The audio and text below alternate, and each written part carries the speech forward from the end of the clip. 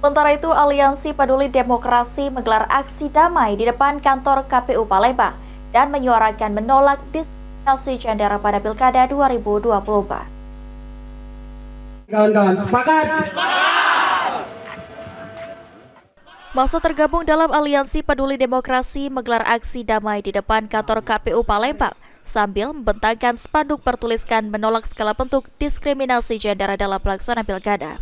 Masa aksi juga mengecam pihak yang mendiskreditkan perempuan ikut dalam kontestasi pilkada di kota Palembang tersebut.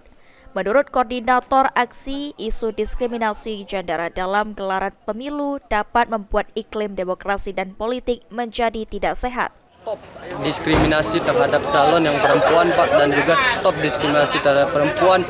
Stop bahwasannya memandang bahwasannya perempuan itu tidak boleh memimpin atau perempuan itu hanya bisa mengurus dapur saja, Pak. Sementara itu, Ketua KPU Palembang menyatakan akan mengkaji atas laporan massa.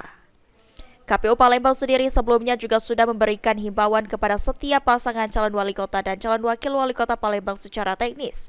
Kami juga akan mengkaji laporan dari rekan-rekan Aliansi Peduli Demokrasi wilayah Kota Palembang. Kalau memang ini kami akan memberikan himbauan selama kampanye berlangsung yang ada di Kota Palembang untuk calon wali kota Palembang.